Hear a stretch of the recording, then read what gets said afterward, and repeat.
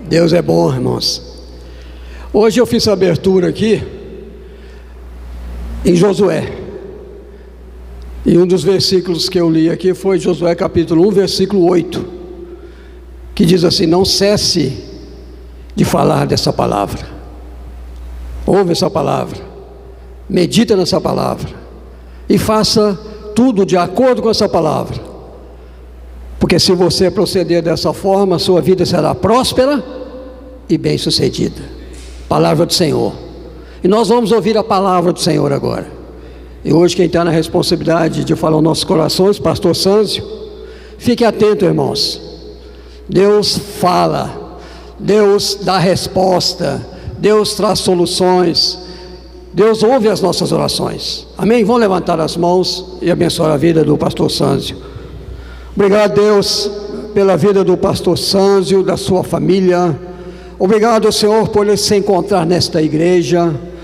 E se ele estar aqui é da vontade do Senhor, que ele possa cada dia mais, Senhor, receber a tua graça, o teu poder, que seja, Senhor, uma pessoa transformadora da tua palavra, que possamos, Senhor, ouvir esta palavra e sair daqui diferentes, alegres com o Senhor nessa noite. Nós abençoamos a sua vida, o seu ministério, a sua família, em nome de Jesus. Amém, Senhor.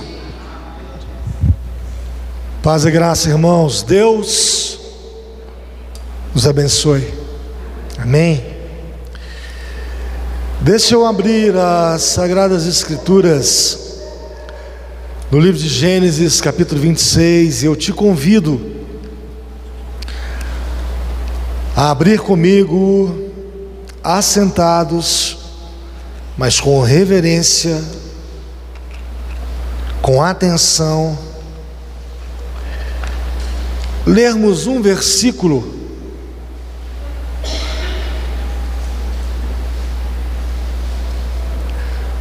Todos gostam de saber os finais das histórias. Como é que vai ser? Como que vai terminar? E a expectativa é que esse final da história, ou das histórias, termine bem. Existe uma frase filosófica importante, e é verdade, que diz assim: o importante não é como você começa, é como você termina. Tem certo sentido, mas começar bem e terminar bem é muito melhor do que começar mal, terminar bem. Porque até chegar no bem existe uma trajetória que dói, que marca. Esse texto que você vai ler comigo não é a sua biografia, e possivelmente não tem sido, por não ser a sua biografia, a sua experiência. Só que a Bíblia, ela vai divulgando experiências de pessoas e manifestações do Deus vivo em relação a essas pessoas, movimentando circunstâncias, entrando em lugares hostis, esquisitos, justamente para saltar aos nossos olhos uma esperança e uma inspiração que nos leve à condição de perceber, de perguntar o porquê que isso não acontece conosco. E quando a gente vai fazendo perguntas, as perguntas, elas se colocam no estreito, num lugar apertado, porque quando você pergunta, e você já sabe como é uma criança que pergunta, tem que ter respostas. Como é que você convive, vive, vai andando e deixando a vida passar sem respostas? Olhando para o texto, que é sagrado, inspirado por Deus, útil para ensino, correção, admoestação, incentivo, consegue dar uma divisão à alma, ao espírito, discernir os pensamentos. Esse texto que é e tem inspiração divina, Ele vai falar conosco, Ele vai nos confrontar, Ele vai nos levar a uma condição de maneira que a gente saiba que a gente precisa fazer, e se a gente não der conta de fazer, o próprio texto vai nos dizer: peça ajuda, busque ajuda, implore por essa ajuda. Vamos no texto? Vamos ler o texto? O texto fala de Isaque na terra dos filisteus, não era terra sua. O texto fala do aparecimento de Deus, o Senhor, e dando algumas especificações a Isaque: não desça para o Egito, eu te abençoarei, fica onde você está. E Isaque vai colhendo essas informações, e em detrimento à sua condição de obediência, algumas coisas importantes acontecem. E o que aconteceu de mais importante, em função da aparição, da informação que Deus deu, está aí no versículo de número 12. Leia comigo. Semeou Isaque naquela terra, e no mesmo ano recolheu 100 por 100 vezes mais. E a explicação está na sequência do texto, depois da vírgula. Porque o Senhor,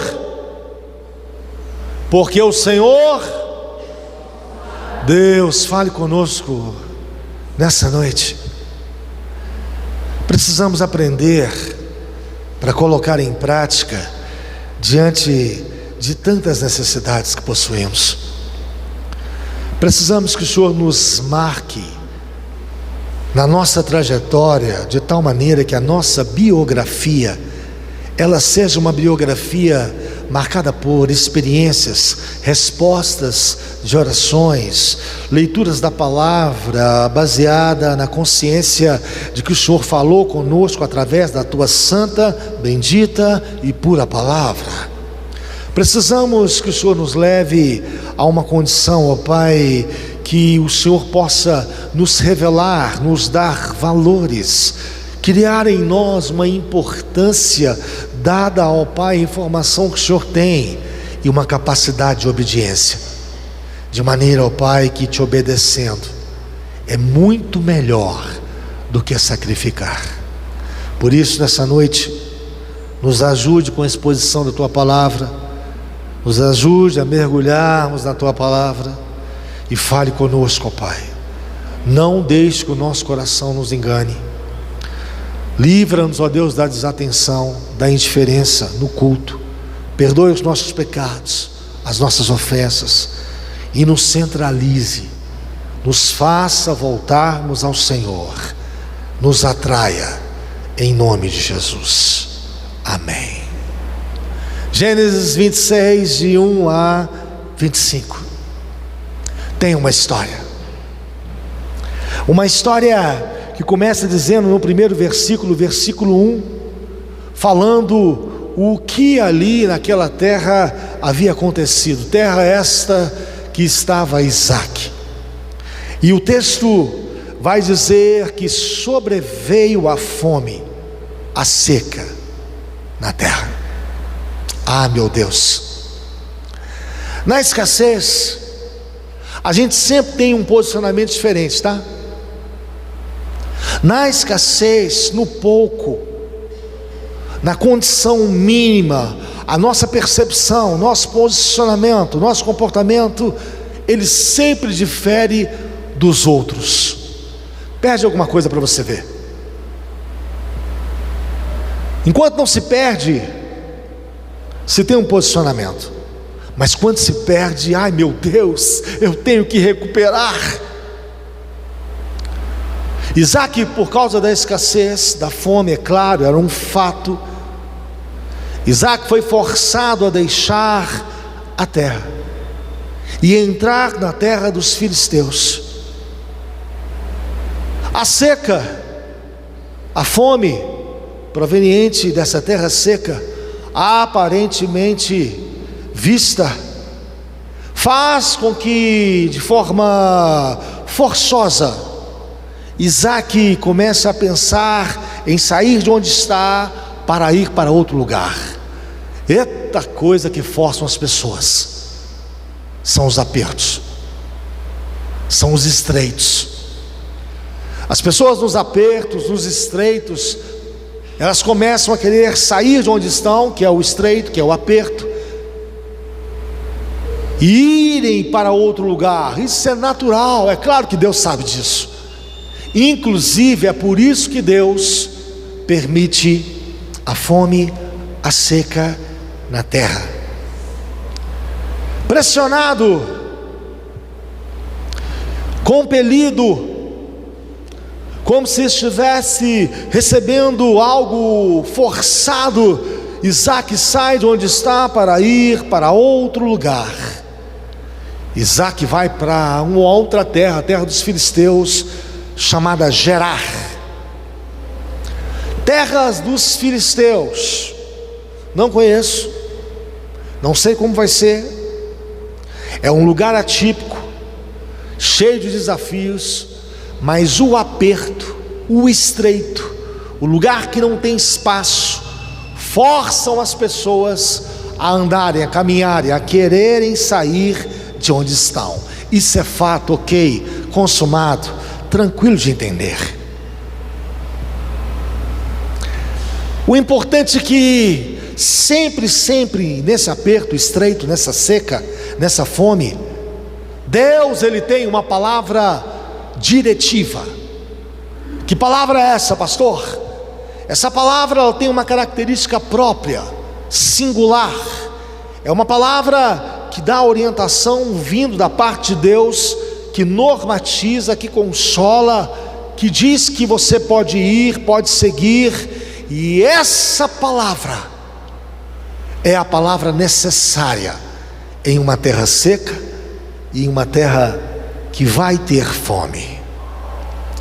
Deus, no versículo 2, ele vai dizer a Isaac, dar a primeira palavra diretiva, e nessa palavra ele vai dizer: não desça ao Egito. Imagine só, o Egito era o lugar da abundância, do socorro, do amparo.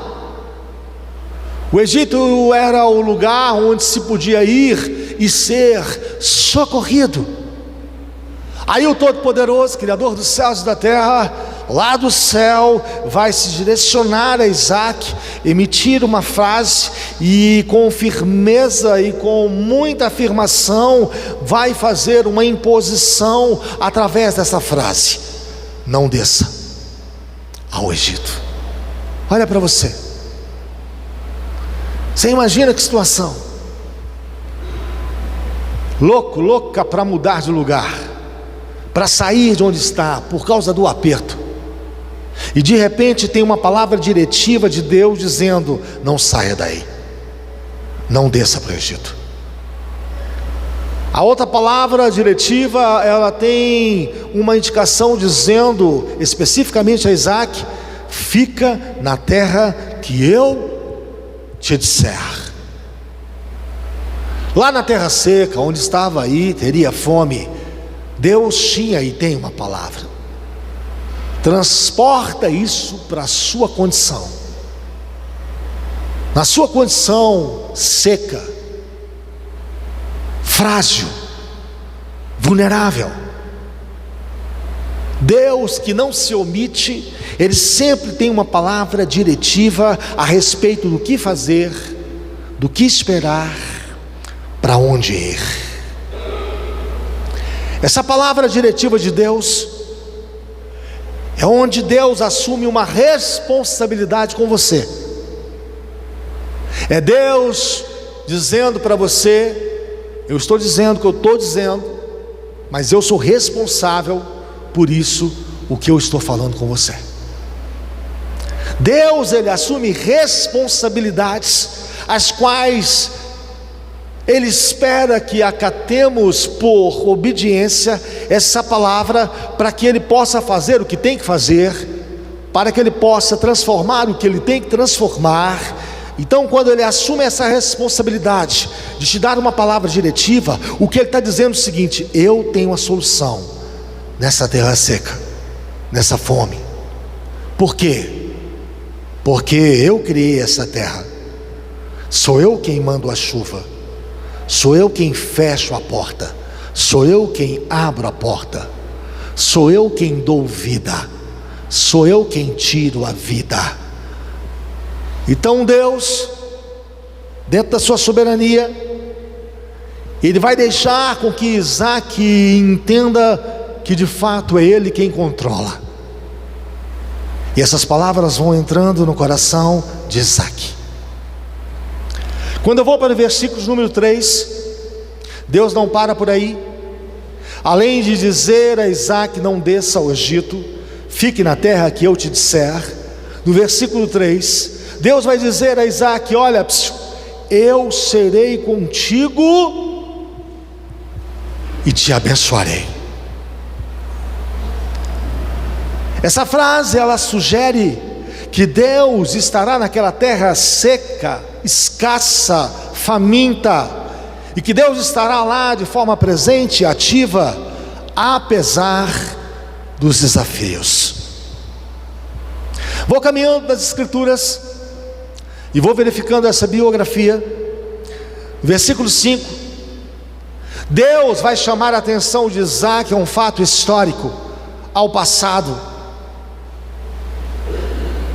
exatamente como vai indicar a Bíblia em forma de inspiração, para que você traga à memória aquilo que te dá esperança. Por que você vai ficar pensando em coisas que são pessimistas, destrutivas, desanimadoras? Por quê?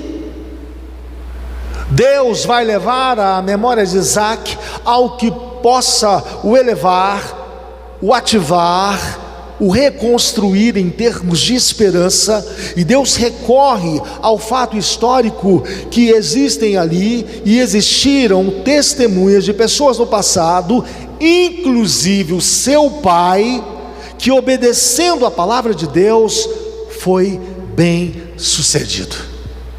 Então Deus está ativando a memória de Isaac.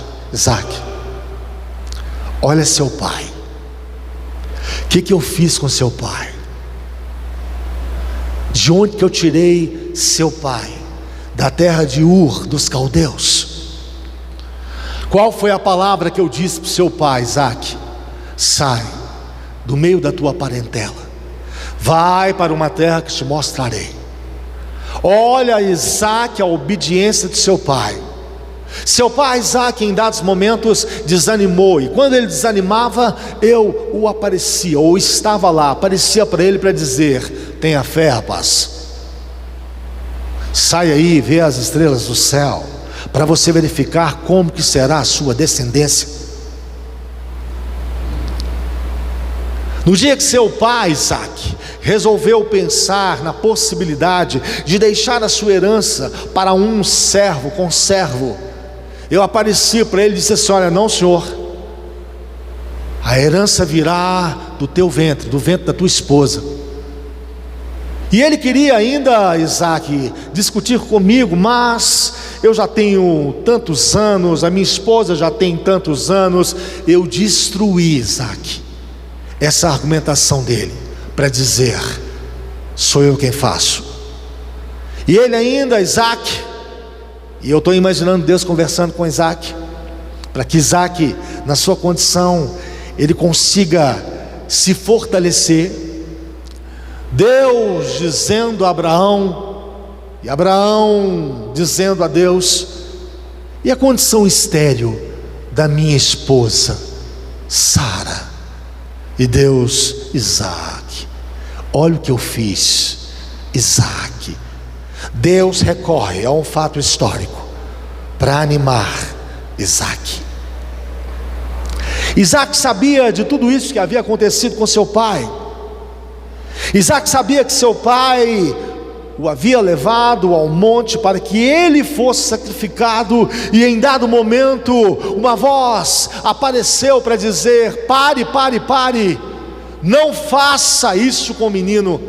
Isaac teve essa experiência. Isaac sabia que na realidade Deus era o Deus provedor. Deus proverá, era a expressão de Abraão para Isaac em relação às necessidades que Abraão tinha e que Isaac ia ter. Nascido de uma promessa. Isso ficou bem enfatizado na vida de Isaac. Nascido de uma promessa. Apesar das impossibilidades humanas, pois a sua mãe era estéril, não importava. Então Isaac, ele poderia e deveria recorrer aos fatos históricos, e é o mesmo que você tem que fazer. Quem aqui já teve uma resposta de uma oração que um dia feita em nome de Jesus, o Todo-Poderoso teve compaixão e respondeu? Quem? Levante sua mão. Recorra a essa oração. Deus me respondeu um dia. Por que ele não te responderia de novo? Quem que está travando a mão de Deus para não dar a você o que Ele de fato te prometeu dar? Quem que está impedindo a boca de Deus para que Ele, dentro de uma situação tímida, acanhada, fique calado? Ninguém, ninguém. Então a ideia do plano era essa. Versículo 6: Isaac, fique em Gerar. Deus recorrendo à história, dando uma direção, falando que era para ele ficar, não descer para o Egito, dizendo que iria o abençoar. Deus deu graça a Isaac para ele aceitar o propósito. Você precisa aceitar o propósito que Deus tem para você. É o lugar mais seguro do mundo. É o lugar que o diabo não vai te tocar. E se chegar dentro das suas ameaças, dentro das suas estratégias, não vai prevalecer, em função do propósito. O que não morre, o que progride, o que é mantido é o propósito. Por isso que você não pode fugir do propósito. Pensando nos evangelhos, o Deus encarnado, o Cristo Deus, o Cristo homem, a sua missão, como Jesus se encontrava com as pessoas à base de propósitos. Toda a conversa de Jesus era proposital, toda a chamada de Jesus era proposital.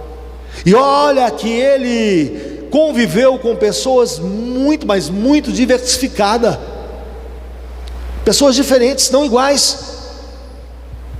Olha só a proposta que ele faz a Natanael debaixo de uma figueira, para que Natanael compreendesse: eu posso olhar onde eu quero olhar. Natanael, debaixo da figueira, antes que Jesus chegasse à figueira, Jesus disse a Filipe: eu o vi.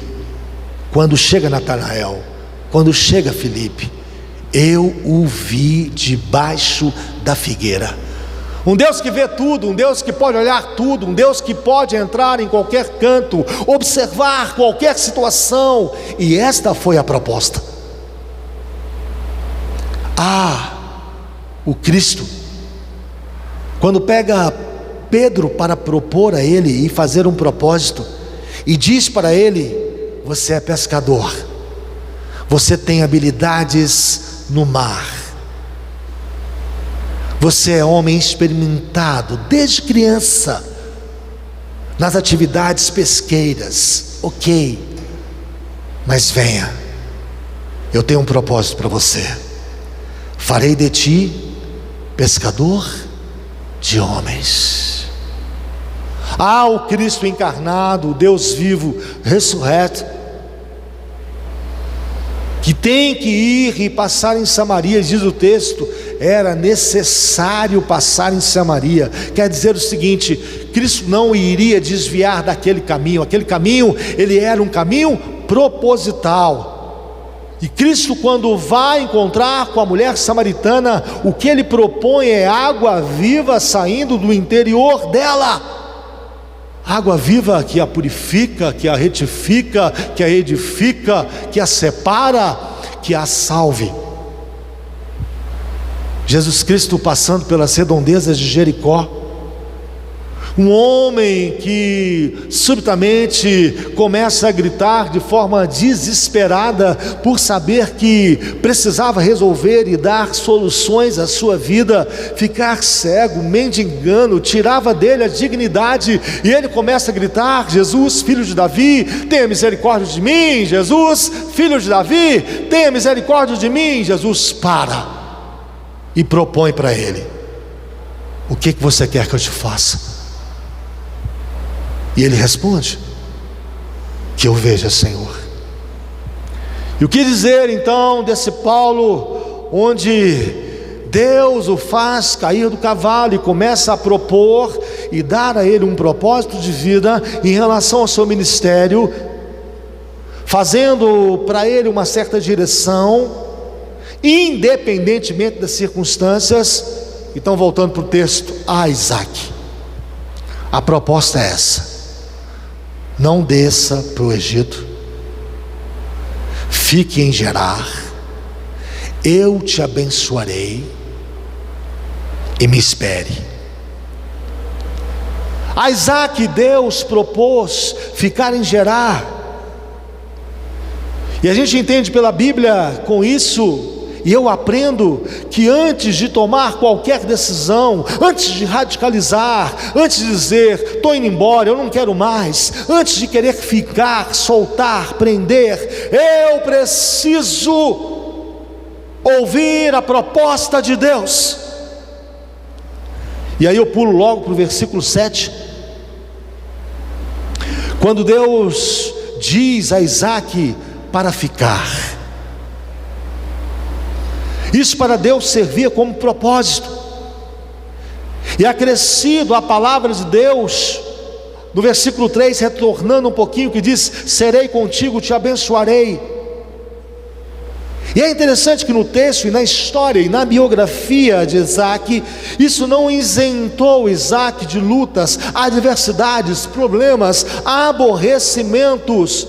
Pelo contrário, Deus usaria tudo isso para mostrar para Isaac que ele tem o controle sobre toda e qualquer situação. Entenda isso, Isaac. Digo para não fazer, digo para ficar, digo que vou te abençoar. Deixa o problema acontecer. Você vai para uma terra hostil, os filisteus estarão lá. Mas tudo isso, Isaac, está dentro do meu propósito. O versículo 12, seguindo aí, vai nos deixando perceber que a garantia e a sustentação de uma pessoa está exatamente quando Deus se direciona a essa pessoa e dá uma palavra. Presta atenção na pergunta que eu vou te fazer. Presta atenção no desafio que eu tenho para você.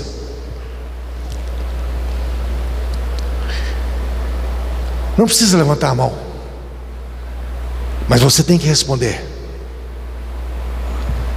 Quem aqui tem uma promessa de Deus?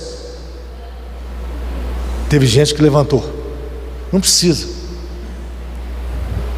A Bíblia é cheia, composta de composições, de frases de promessa. A Bíblia é cheia de relatos específicos do próprio Deus direcionando e dizendo: isso é seu. Sendo a garantia e a sustentação justamente aquilo que Deus fala à pessoa. Você precisa de uma promessa de Deus. Você precisa andar com essa promessa, você precisa conviver com essa promessa. Você não precisa falar dessa promessa para as pessoas, mas se for perguntado, se for indagado, fale: Deus me falou. Essa promessa tem que ser a sua vida, porque é ela que dará uma transformação às circunstâncias que você está, a sua terra seca, a fome que você já visualiza. É essa promessa que vai fazer toda a diferença. Jesus Cristo, ao pegar Paulo, em relação ao seu ministério, Paulo era o nome utilizado por ele, baseado no critério romano. Não é que houve uma conversão ligada ao cristianismo de Saulo para Paulo, não. Ele se utilizou dos direitos romanos, porque ele encontrava certos caminhos e portas abertas. Sábio Paulo. Jesus Cristo, ao falar com Paulo, foi a garantia e a sustentação do ministério dele. Disse-lhe Jesus: vai. E disse isso a uma outra pessoa: ora por ele, interceda por ele, porque este é para mim um vaso escolhido. Era uma promessa. Eu te escolhi, Paulo, não vou abrir mão de você. Você vai em certos lugares hostis, vai ter problema de bater, e bater com força, com pau. Claro que vai. Inclusive já estou preparando para você, Paulo, um naufrágio. Você vai ver. Você não sabe não, Paulo, mas tem um naufrágio para você. Paulo, não estou te dizendo que você é um escolhido. Você vai entrar no mar, Paulo. As ondas vão ficar ou ficarão elevadas. O navio vai ficar à deriva. Vai quebrar o navio todo. Mas eu vou te falar lá no navio, Paulo, fica firme. É necessário que você chegue em Roma. Você não vai morrer, nem aqueles que estão com você. Ah, meu Deus, tenha misericórdia de nós, da igreja evangélica congregacional. Dê promessas, Deus, aos jovens, às crianças, aos adolescentes, aos adultos, aos anciãos. Dê promessa a gente que está doente, Deus, a gente que está precisando de desembaraçar certas coisas. Deus, dê promessa a pessoas que estão precisando se converter dentro da igreja. Ajuda, tem misericórdia. Deus, antes de Isaac entrar na terra, disse a ele: eu sou contigo e te abençoarei. Deus é tão, na realidade, capaz, competente, que Ele pode dizer antes, e disse para Isaac antes, como também em certos momentos Ele diz na terra. A pessoa já entrou na terra. Então Deus é aquele que livra da aflição. Quando Deus te disser que vai te livrar da aflição, você não vai entrar nela. Quando Deus falar com você que você terá libertação na aflição, você não vai entrar não. Você já está. Ele só vai entrar lá. Então, para Deus, o antes e o depois, Ele tem controle. Deus pode dizer dessa maneira porque Ele é Deus. Agora, esse versículo 12 que lemos: semeou Isaac naquela terra, e no mesmo ano recolheu 100 vezes mais, porque o Senhor o abençoava. É sensacional. É isso que você quer? É isso que você almeja? É nesse ponto que você quer estar? É por essa situação que você aspira. Imagine só, eu plantei e colhi 100 vezes mais. Deus, que bênção! Faça algumas observações comigo no versículo 14 antes de pensarmos nisso. A bênção do Senhor, ela traz algumas observações de outras pessoas. Então você que tem uma promessa, fique firme nela, lute por ela, ore por ela, espere a respeito dela. Você que não tem essa promessa por questão de convicção e fé, lute por ela, lute por tê-la, por observá-la. Olha que argumentação interessante, quero expor, externar a vocês em nome de Jesus. Preste atenção. A bênção que o Senhor vai te dar, baseado na promessa que Ele te fez, é claro, é óbvio, é notório, que as pessoas vão observar, ok? Alguém tem alguma dúvida disso? Deus vai te abençoar, e nessa bênção, o que essa bênção é? Ela é uma bênção onde as pessoas podem geralmente observar, irmãos. Claro que é. Siga comigo o raciocínio, por favor. Uma vez observado essas bênçãos, que tipo de linguagem, que tipo de posicionamento as pessoas têm em relação a essas bênçãos que são suas, que Deus te deu, que Deus fez por você, em função das promessas que Ele fez? Como que é esse olhar das pessoas, irmãos? O que elas vão dizer?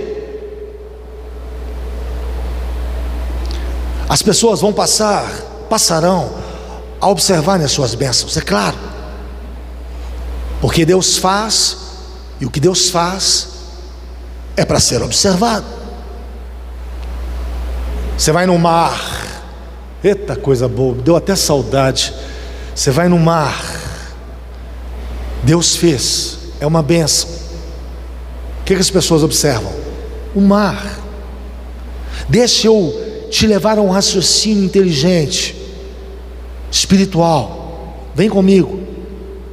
As pessoas vão passar a observar o que Deus fez e fará por você, baseado na promessa que Ele te fez. Isso dará às pessoas opiniões, falas, e muitas opiniões e falas não têm sentido nenhum. E essas falas e essas opiniões, no versículo 14, a Bíblia vai chamar isso de...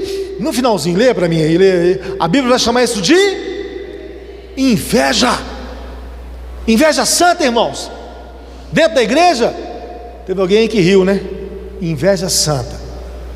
Irmãos, você acha que eu, como pastor, olhando o irmão abençoado, falo assim, e eu? Eu quero melhorar isso na sua mente, irmãos. É claro que as pessoas observando a sua bênção, elas vão perguntar pelo menos o porquê. O que está acontecendo? Elas vão querer uma explicação. E esse é o momento do seu testemunho, irmãos. Esse é o momento de você falar o porquê, como foi, onde foi, o que Deus te disse, para que essa pessoa seja incentivada. Um dia eu estava tomando sorvete, numa segunda-feira, às 17 horas. Eu vou falar uma referência para que você se localize. Aqui no Cascão, na Avenida Augusto dos Anjos, passa um irmão no carro e diz assim: pastor, que bênção, hein? Ele não soube como foi meu dia, como foi minha luta, não soube de nada em relação à trajetória que fiz para estar aquele dia, na segunda-feira, às 17 horas, tomando sorvete. Mas eu entendi pela entonação de voz que aquela frase, pastor, que bênção, hein? Foi como se ele dissesse assim: gostaria de estar aí, se eu pudesse estar aí. Deixa eu melhorar isso para você, melhorar muito. Esse é o momento do seu testemunho. Mentira do diabo quando alguém diz: eu não me importo com as críticas das pessoas, eu não me importo com as pessoas, eu só me importo com Deus. Quem te disse isso? Nas escrituras isso não está relatado. O seu testemunho, ele é altamente importante. Se tem alguém te fazendo crítica, se tem alguém falando alguma coisa com você, pare para pensar, não ignore as críticas, porque através do testemunho que você dá, esse é o momento da revelação, do porquê você está sendo abençoado, é o momento da explicação. O testemunho é a revelação do porquê que de fato você está colhendo 100 vezes mais. Se prepare para testemunhar, dar glória a Deus, centralizar Deus, fazê-lo crescer e você diminuir. Testemunho é algo muito importante, porque se assim não fosse, Atos não teria essa expressão: e sereis minhas testemunhas. Onde? Em Samaria, Judeia, lá em todos os lugares de Jerusalém, vamos compor mais, até os confins da terra. Essa ideia de você colher 100 vezes mais só tem um objetivo para Deus, só tem uma especificação para Deus: para você glorificá-lo, exaltá-lo e bendizer o teu nome. Só tem um objetivo para Deus, só tem uma especificação para Deus, para que o outro, ao olhar, a não saber nada, a não saber o porquê, você o evangelize, você fale a respeito da graça, do amor, da misericórdia de Deus. Então espere para ser abençoado, mas para glorificar a Deus. E que se isso fugir, foge ao propósito. Deus me deu uma promessa no texto.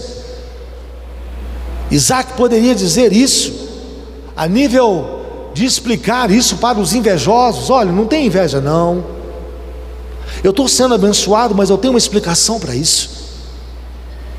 Primeiro, a explicação começa com uma promessa que Deus me deu. Se Deus me deu uma promessa, Deus tem uma promessa para você também. Amém? Deus fala com as pessoas, Deus faz promessas às pessoas, e esse é o segredo do testemunho e da revelação. O porquê. Por que que eu planto e colho 100 vezes mais? Primeiro, e aí eu tenho que ir devagar para você entender, porque eu cheguei no ponto máximo da pregação. É o processo. 100 vezes mais é o resultado desse processo. Quero te explicar por que que eu colhi 100 vezes mais. Eu colhi 100 vezes mais porque eu obedeci quando ele me disse: não desça para o Egito. Foi uma das razões, foi o meu início que me fez colher 100 vezes mais. Ele me disse: não desça para o Egito. Então eu não desci, eu obedeci. Você não vai colher 100 vezes mais, é mentira, só se você obedecer. De outra maneira, de outra forma, não tem condição. Ainda Isaac explicando para aquela pessoa que o via e estava tendo inveja, sendo abençoado 100 vezes mais, Isaac vai dizer: quando ele me disse: fica na terra que eu te disser, eu fiquei. Quando ele me disse: não desça para o Egito, eu não desci. Quando ele me disse: fique na terra que eu te disser, eu fiquei. Obedeci também. É o segundo passo para que eu experimente isso: colheita 100 vezes mais. Mas quando ele me disse também que nessa terra seca, com perspectivas de fome, e ele falou comigo assim: eu serei contigo e te abençoarei. Eu acreditei naquilo que ele disse. Então esse foi o meu processo. É por isso que eu colhi 100 vezes mais. Não desça para o Egito, eu não desci.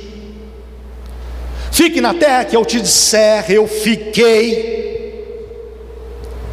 Eu te abençoarei, serei contigo. Eu criei nisso, eu acreditei nisso, eu esperei isso, eu estava consciente que isso era um fato verdadeiro. Foi por isso que eu tive essa trajetória, esse processo. Claro que doeu, eu tive lutas. Os filisteus não são fáceis, eles são oportunistas, eles são agressivos, eles são ameaçadores, mas eu fiquei firme, não desci para o Egito. Eu fiquei firme, eu fiquei na terra que Deus falou, eu acreditei. Tu serás comigo.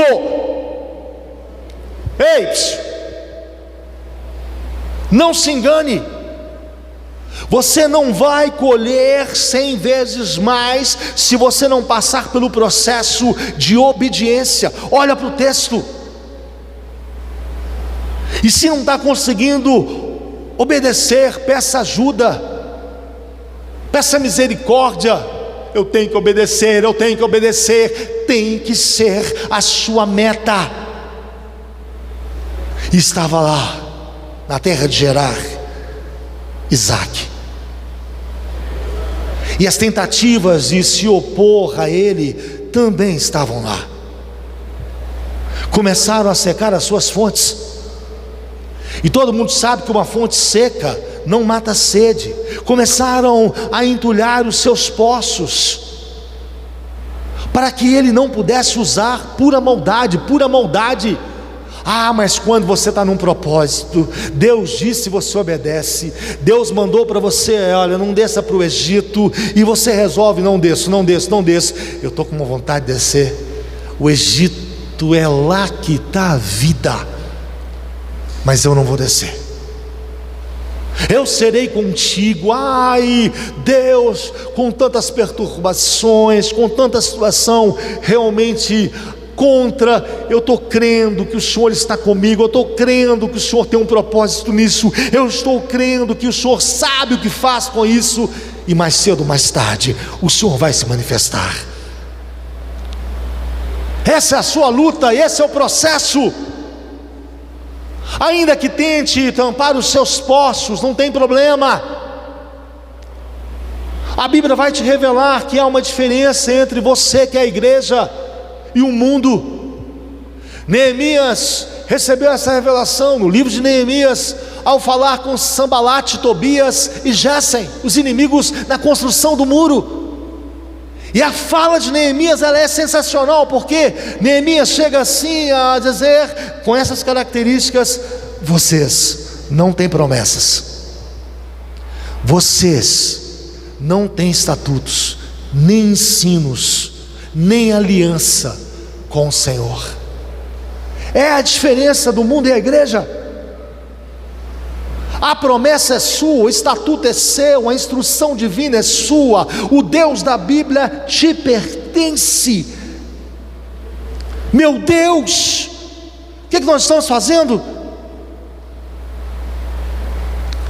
Em Deus, Isaac recomeçava, por causa da promessa: serei contigo, não desça ao Egito, fique na terra que te mostrarei. Os poços eram tampados, mas isso não servia de murmuração, de lamento, de queixa. Quando um poço seu é tampado, você na realidade lamenta, murmura, é isso? Deixa tampar. Deus tem um propósito nisso. Isaac entendia que por Deus ser com ele, ele poderia recomeçar sempre. Outros poços foram abertos, novas oportunidades surgiram, e em cada poço fechado na vida, na tribo de Isaac, aparecia uma nova oportunidade, onde Deus dizia para Isaac: continua, tenha certeza que eu sei o que faço, e você vai prosperar nessa terra. Finalizei da seguinte maneira: se Deus tem uma promessa para você, toda promessa passa pelo teste da espera. Não se engane. Toda promessa tem que esperar. Toda espera, ela vai exigir de você um processo que tem que acontecer, coisas que você tem que aprender, confiança que você tem que dar, medos que você tem que ser liberto ou liberta. Todo o processo, ele é apertado, ele parece um funil. O funil aperta, e todo aperto tem as suas quebras, e talvez você esteja quebrado ou quebrada. Toda quebra, Deus sabe como reconstruir.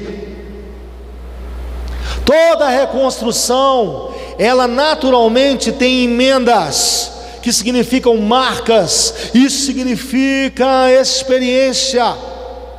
Deus tem que te levar a uma experiência na terra de Gerar. O que Deus queria fazer com Isaac era experimentá-lo. Você está mentindo, dizendo que Rebeca é sua irmã, com medo de Abimeleque? É isso? Você não sabe, Isaac, que eu posso te proteger, só que você vai ter que ser ensinado que eu sou o Deus que protege a quem eu escolho. Ah, Isaac, no seu aperto, Isaac, você precisa realmente entender que ali, pela quebra, eu vou te reconstruir. Essa reconstrução vai te marcar, e essa marca gerará uma experiência, e essa experiência, Isaac, vai gerar em você o que eu espero, o que eu quero, o que eu batalho, o que eu luto para gerar nos meus filhos: esperança. E uma esperança consolidada. Ah, Isaac, uma esperança consolidada, ela traz gosto, sabor. Você sabe experimentá-la e diferenciar que tipo de sabor que ela tem. E aí você começa a definir que você quer, que você aceita. E aí você produz algo que eu tanto quero e trabalho na vida dos meus filhos. O que é? Rendição. Eu quero pessoas rendidas a mim, para que eu possa exercer a minha vontade, que é boa, perfeita e agradável. E aí eu vou com a minha vontade, fazendo a minha vontade no céu, na terra, no propósito que eu tenho para você. E aí nesse propósito eu te coloco no lugar mais seguro do mundo. Não fuja do propósito. Deus tem um propósito. Cuidado com o seu testemunho. Você precisa dá-lo através dessa experiência do processo. Fala: Deus, eu guardei o que o Senhor falou, guardei a tua palavra no meu coração. O Senhor disse para não descer para o Egito, eu não desci. O Senhor disse para ficar na terra de Gerar, eu fiquei. O Senhor disse para mim que estaria comigo e me abençoaria, eu criei. E agora eu posso explicar isso para os filisteus, eu posso explicar isso dentro da igreja, que foi a obediência que me fez colher 100 por 1, 100 vezes mais. Prepare-se para isso. Que Deus te abençoe, em nome de Jesus, amém.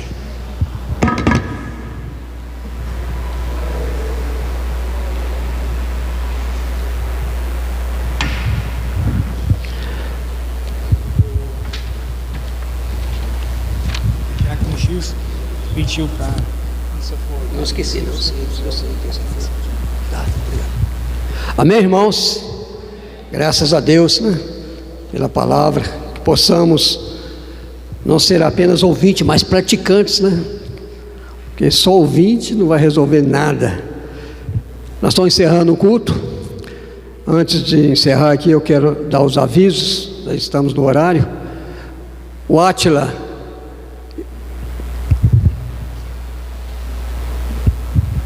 Irmãos, boa noite, graça e paz, tudo bem? Amém. É rapidinho, é só sobre a programação da mocidade no próximo final de semana. Então nós não vamos ter nem culto da mocidade sábado e nem escola dominical para a mocidade no domingo, porque nós estaremos lá no acampamento a partir de sexta-feira. Então a primeira coisa, eu peço aos irmãos que estejam em oração por nós, que estaremos lá a partir de sexta. Então vamos ficar sexta até terça-feira. Então esteja em oração essa semana, lembra da gente, porque nas últimas experiências aí a gente tem sofrido muito ataque espiritual devido ao acampamento, e esse ano já não está diferente. Então semana passada já está pegando essa semana, então, mas a gente sabe que porque Deus tem grandes bênçãos para fazer na vida dos jovens lá no acampamento. Segundo assunto entendendo do acampamento, qualquer irmão que tiver interesse de passar algum dia lá com a gente está aberto às diárias para o acampamento. Então se tiver interesse, procura eu ou procura a Daniele essa semana. Pode entrar em contato via WhatsApp. Se não tiver o nosso contato, pode pedir o pastor que ele tem, e a gente vai passando maiores informações, tá bom? O sítio tem bastante espaço para passar o dia, mas para dormir as nossas vagas já encerraram. Mas quem quiser passar o dia conosco lá, tem bastante espaço, só procurar a gente, tá bom? Que Deus abençoe e esteja em oração por nós. Obrigado. Amém. Terça-feira, aos homens, tem culto dos homens aqui na igreja. Convido todos os homens a estar aqui na terça-feira, às 19h30. Haverá um culto dos homens. Quinta-feira, culto de oração, né? Se tiver disponibilidade, venha, irmãos. Nós estamos aqui juntos orando, buscando a Deus. Se tiver disponibilidade, esteja aqui na quinta-feira. Domingo pela manhã não haverá escola bíblica dominical. E domingo à noite, às 19 horas, o culto solene, né? Contamos com a presença de todos. Venham, né? Precisamos mais do que nunca estar juntos, né? Porque Jesus está voltando. Então quanto mais unidos nós tivermos, mais fortes nós estaremos, em nome de Jesus, amém? Eu quero convidar o pastor Carlos. Ele vai estar fazendo uma oração, nos abençoando e também nos dando uma bênção apostólica em nome de Jesus, amém? Vamos ficar de pé, receber as bênçãos. Amém, irmãos, vamos orar. Pai, nós agradecemos ao Senhor, te bendizemos por tudo quanto vimos e ouvimos essa noite, por todas as oportunidades que tivemos de glorificar o teu nome através do louvor, das orações, das ministrações e da tua palavra, Pai. Recebe a nossa gratidão, nosso louvor. Nós oferecemos esse culto ao Senhor como gratidão, por tudo quanto o Senhor tem feito por nós em uma semana que já acabou, Senhor. Estamos iniciando uma nova semana. Te pedimos que a tua graça ela nos acompanhe para a tua glória, para o teu louvor, Senhor, e que durante a nossa vida, nosso tempo que temos ainda, glorifiquemos e exaltemos o teu nome. Fica conosco e nos abençoe no nome de Jesus.